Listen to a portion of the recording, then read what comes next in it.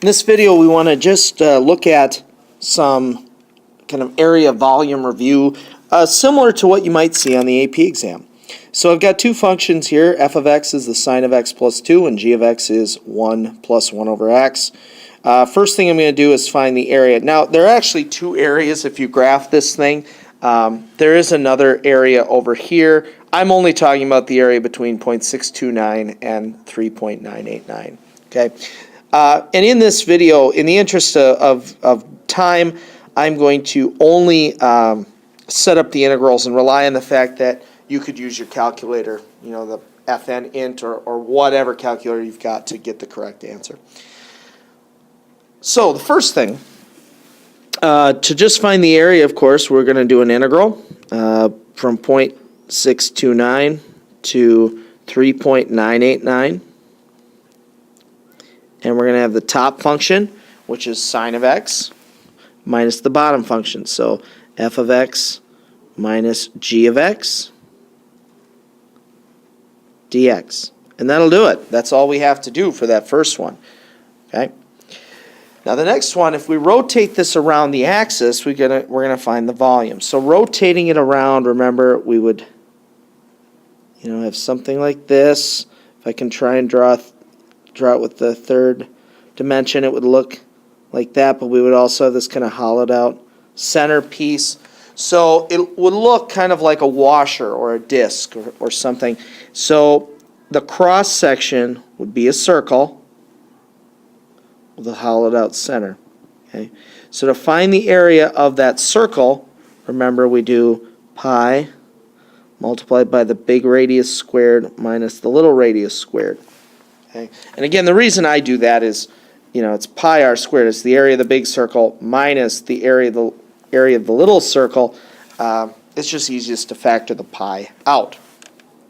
So my integral,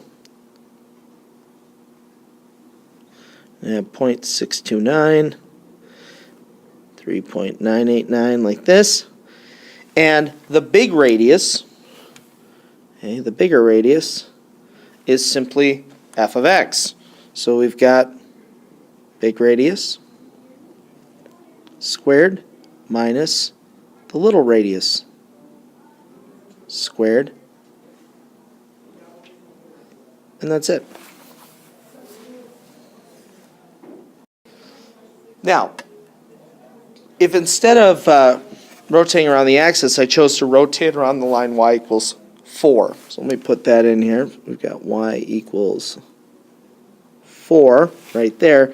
So now my shape would look, something like this. Do the third dimension. That. And there still would be that little hollowed out part in the middle. Something like this. So again, it would be a circle, an outer circle minus an inner circle. We'd still have a situation like this. So we're still going to deal with pi multiplied by the big radius squared minus the little radius squared. Okay. So the big radius in our case is 4 minus g of x.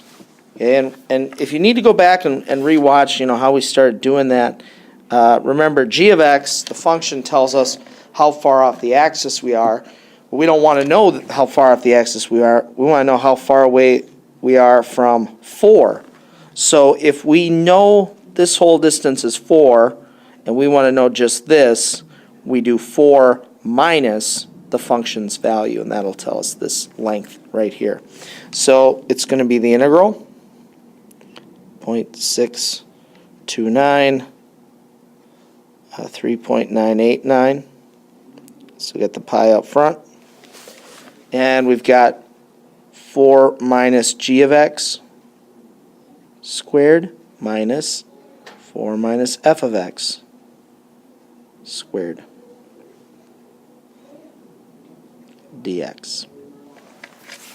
Okay. Finally, if the area were the base of a solid where cross sections were in the shape of squares perpendicular to the x-axis, find the volume. Well, let me just kind of continue here, if I can, just drawing right on this. shape that I've got. So I'm drawing squares. Okay, this is the base, and we have squares. So imagine they're kind of coming off the screen at you, like this. Okay, so let me draw a square right here. The area of a square is base squared. Okay, but we're thinking about these in little three-dimensional, slivers. So the volume is the base squared dx. Okay, because the width is a dx. So I'm going to integrate from 0.629 to 3.989. And to get the length of the base, right, this is the base right here, that's just the difference between the two functions. So the base is simply f of x minus g of x squared. Now sometimes there's some confusion here about why, in this case, it's the difference between the two functions squared, and when we do a revolution, it's r squared minus r squared.